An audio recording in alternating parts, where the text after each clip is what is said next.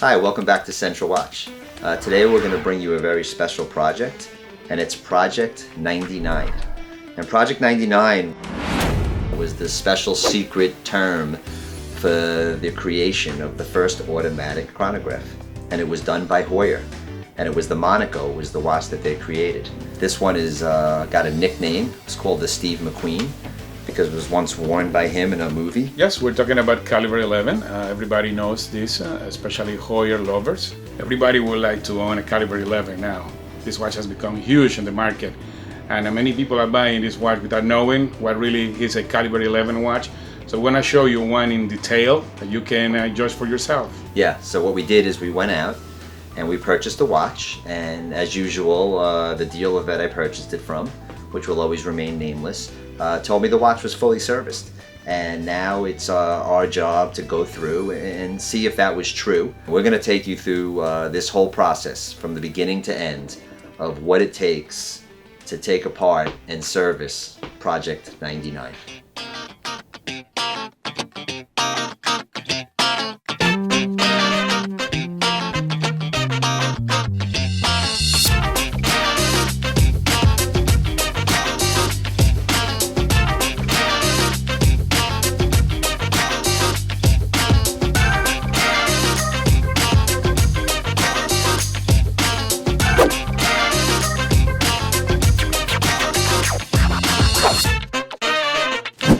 First thing we're going to do is going to put the watch on the timing machine. Yes. Right? Because that's a good sense of whether or not this watch was not only serviced, but serviced fully, where the whole thing was taken apart. Well, the timing machine is not going to let you know if something is rusted, if the watch is going to stop later, if the watch has non-original parts, or that is the only way to see that is by opening the watch. It has to be opened by somebody who knows, Right. A watch expert.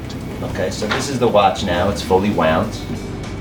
We gave it about 50 or maybe even 60 winds. And I'm not sure if you're getting a close look, but a couple of the values there, we see the watch is running 18, 20 seconds fast a day.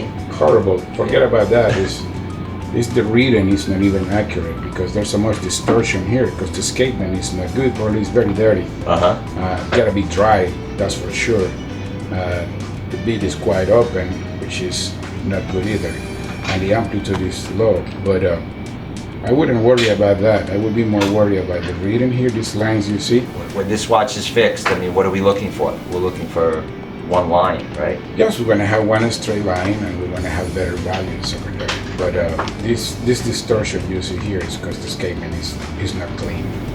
So now that we have the watch open, the first thing we saw is that this watch is missing a gasket. That is very important to keep the dust away from the watch for not getting into the movement. This watch was supposedly be recently serviced, right? Yes. And it's missing this very important piece of it, a gasket that keeps moisture and dust away. Right. I mean, if the watch doesn't have the gasket, right away you know that somebody opened this watch that probably shouldn't have. And you're going to see, step by step of all the other, pitfalls that we're going to find on a watch. But maybe it's not that the person didn't care. Maybe they don't have the part. Right. So what are they going to do? They're going to close the watch just the best they can. So now that we have the watch open, another thing you can notice is that these pushers don't belong to this watch. We have these pushers brand new, and we're going to have to replace them. Yes. This is a good part now. Where we're looking at the watch and we're seeing that the crown is very wobbly in the watch, right? Yeah. And, I mean, that's something where this crown is destroyed. It probably has to be changed. It's very worn out, or something internally is damaged in there, correct? Yeah, well, it has a gasket inside, and that gasket with the passing of time becomes like a rock, solid, right. And then it shrinks, so it's no longer sealing the watch properly. Exactly. We're going to have to restore this crown if we want to keep it original, right? Or we could replace it, yes, since we own original parts for this case. Right. Exactly. So now we have this watch out of the case, and we have it on a special movement holder to protect the dial, so nothing is going to happen to the dial in this movement holder. And as you can see, the movement is very dry in general and dirty. We're going to have to disassemble the entire watch and clean it completely. I just want to show you this fingerprint here. You can see there. That fingerprint has been there forever. Whoever worked on this watch put his filthy finger in there. That fingerprint has been eating the plate for years. I'm sure it's gonna come off when we service the watch, but this is just to show you, just by looking at the condition of the watch, is not a person that was qualified to work on this type of watch. Interesting. Let's see what else we find. So look at this shot. I mean, look at what you're looking at right now. Caliber 11 Heuer watch, completely disassembled. The same way that every single watch that we service comes into our shop. This is the procedure that gets done. This is the first step. I mean, you look closely. You look at some of these parts here and how dirty they are, how black. I mean, look around the edges of those wheels and how dark everything is. Well, this is a very old watch. Right. Back in the day, the lubricants that watchmakers used were either made of vegetables oils or animal products, and later on they were made of mineral oils. So these oils get rancid just like food gets bad in a shelf, right?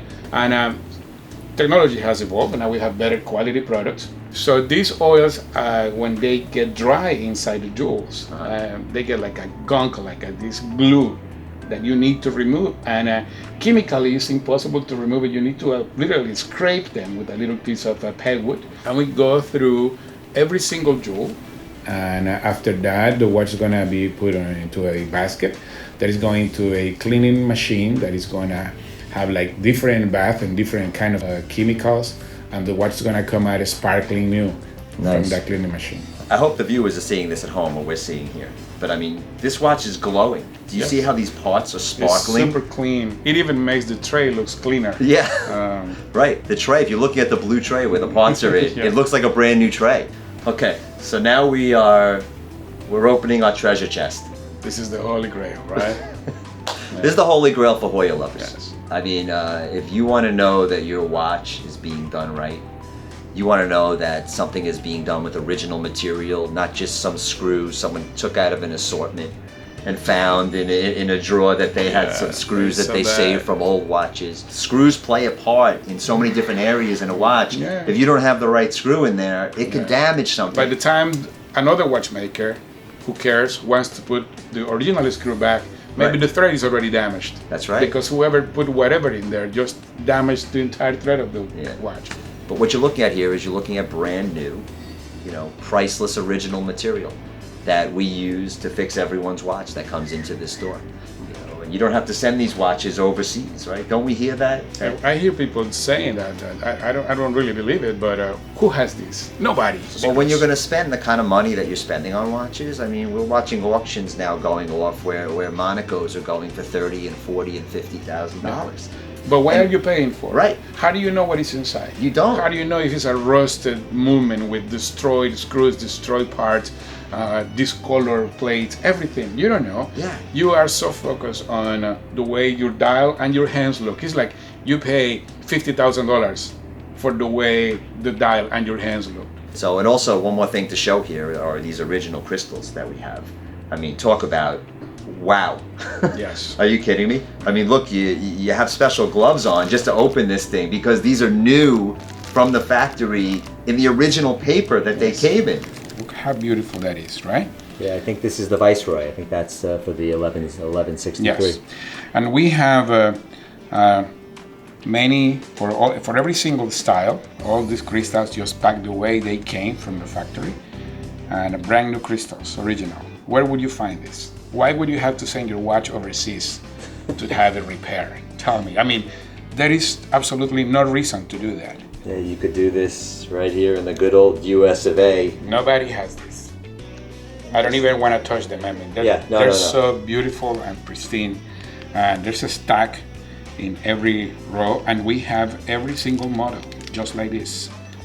I don't know who has something else like that, something like this. There's nobody. There's nobody. I like that. It's like, who loves you more? Nobody. Nobody. Right? It's beautiful. All right. We got to finish that Heuer now. Yes. Wow. Yes? That looks very nice. Beautiful.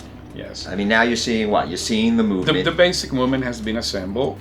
You can see that micro rotor that is Normally the oscillating weight is the same size of the movement. Right. In this case, it's just a little portion of it, like a third of the size of the plate, and you can see how efficient that system is, even though many people don't like micro rotors, but this watch, the automatic system works pretty well. But you have to have a lot of respect for that, because once again, it's the first to market. It's the first to market. And they had no idea. Yes, I mean, they didn't want to make a big giant oscillator that way. They didn't think that would be the right way.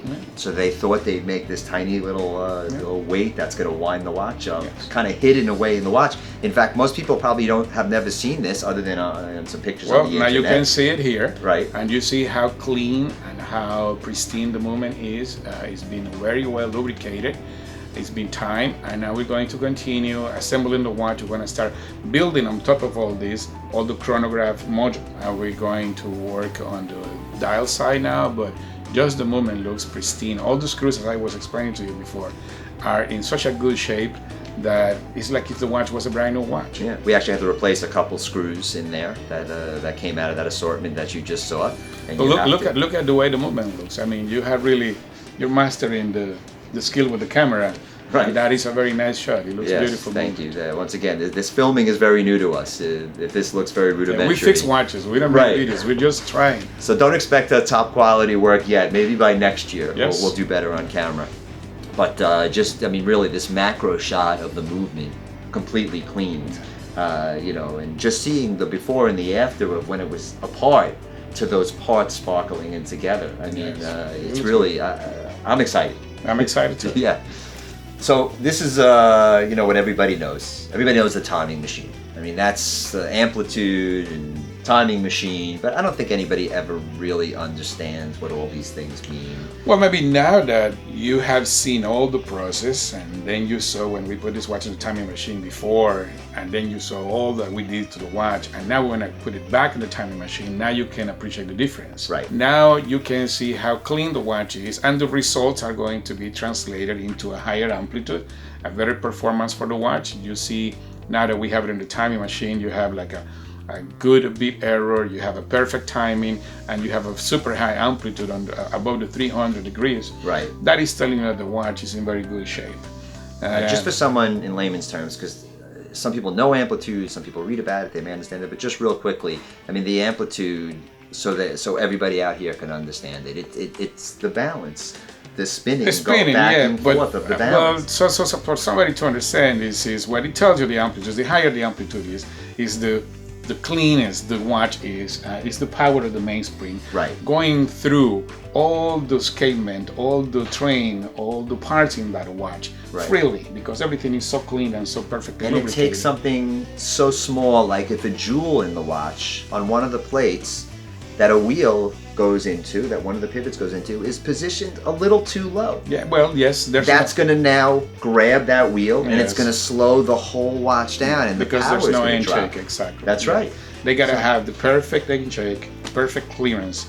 Everything has to be adjusted, as we just did with this watch. We checked everything, and that's why you see these results. And the watch is beautifully serviced. That if someone's looking at a timing machine, like, everybody probably times everything at the same lift angle, I would say. I'd say most people have no idea, because you need technical data. Like, we found the lift angle for this watch in the original book. Yes, the manufacturer is the only one who can tell you. Right. And what are the parameters that you should set your timing machine to time this particular watch. So if your lift angle is higher, your amplitude is going to shoot up and be much higher. Exactly. So it's a good way to fool somebody. You say, hey, look, the amplitude looks good on here, but if your lift angle's not set at the right thing, super high. Yeah, then all of a sudden it looks like the watch isn't so bad. But when it's set at the proper lift angle, like we did on this one, and then you see how this watch started out at 240 degrees amplitude, you would know there's a problem right off the bat. Yes, no, this watch is going to last forever. Now, the way we service it. As we see in closing, we have the watch in our window, right? If you want to come and see it. Yes. So now it's sort of famous. So if you want to come by this famous watch, come down to Central Watch and subscribe and keep watching. And once again, thank you very much for watching our channel. I hope you like this, and we have more for you. Yes. So thank you, and have a good night. Good night. Or good day. Good day. Some people are watching this at work at 11 o'clock.